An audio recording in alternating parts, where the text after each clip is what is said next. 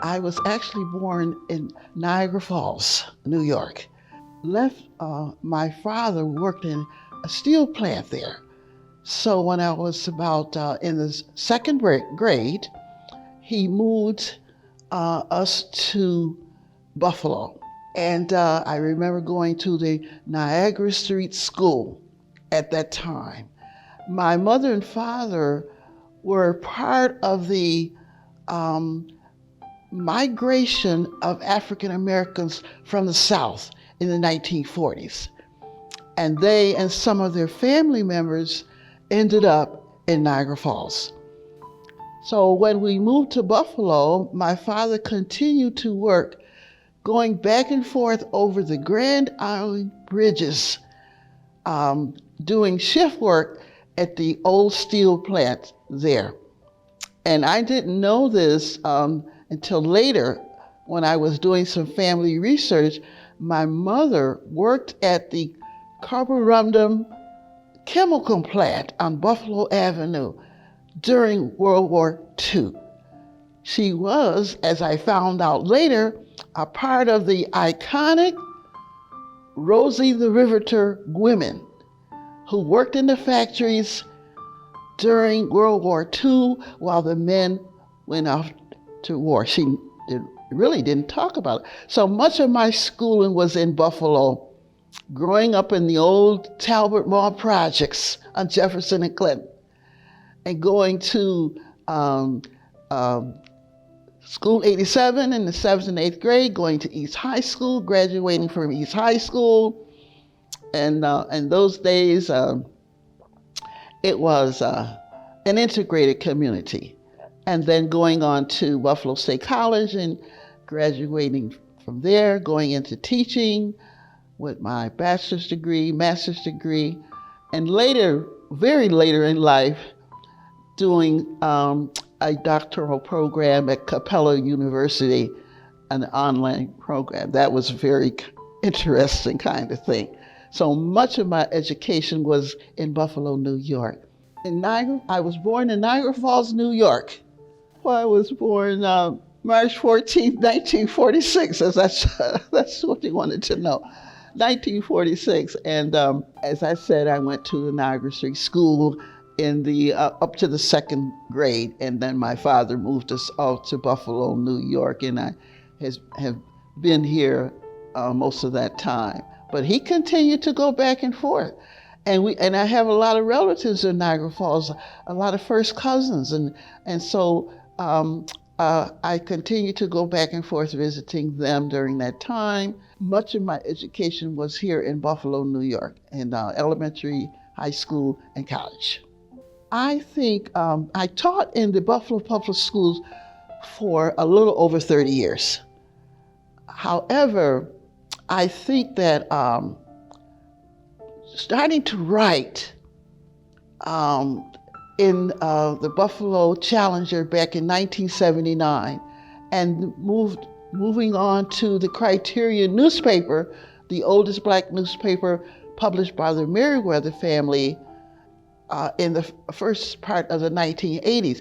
I think writing that column, Eye on History, which I described as the only weekend column on Black history in Western New York for a very long time, that really helped me to reach out and do other things in the community.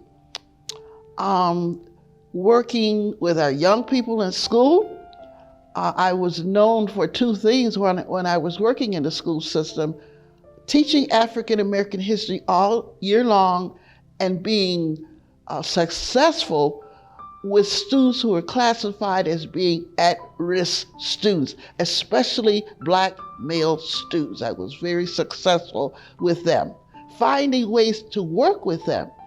So going back from teaching and going into the community, I started to do a lot of things in the community to teach African American history. And so I not only created the column, I also created programs for our youth, mentoring our young people, establishing a scholarship program, which I named in honor of my late husband, the Romeo Doyle Muhammad Scholarship program, which is an annual program. It is now 13 years old, and I give the scholarship to African American students who are going on to college in the fall.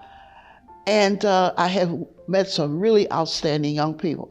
So from the scholarship to my now famous essay contest, which I do with not only our young people, but with adults, another way of continuing to teach African American history, to my awards programs that I've created, the Roses for Outstanding Women program, which I recognize women from all aspects of our community for their achievements who normally may not get the recognition for what they do, to the Ion History Awards program that I have also created to recognize people who are doing things in our community.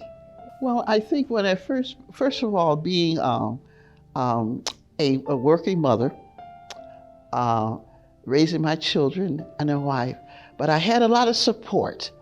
My husband was a great supporter, and I don't think I could have done the things I did in the beginning when my children were young if it were not for my mother helping me with raising those children. And I think when I went into the school system, one of the challenges I faced, because I wanted to make sure that African American history was taught in the school system from pre-kindergarten all the way up through high school.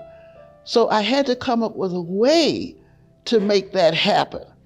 And one of the things I did every summer, I would go and see the principal, the new principal before school opened, to explain the program to get his or hers support, to let them know how important it was. So doing that and then getting the teachers on board was a challenge in the very beginning, because the program would not be successful. I knew it wouldn't be successful if I did not get the teachers on board but the problem was a lot of the teachers did not have the knowledge. They were not trained in their college careers. So I had to come up with ways of helping to train them and giving them the knowledge and letting them know what materials were available for them in order to do the job. Can I just add one thing to the challenges? In recent years, my challenges have been some of the setbacks with my health. But I had made a determination that no matter what, that I would continue to teach and to write and to share African American history. And I have found ways of doing that.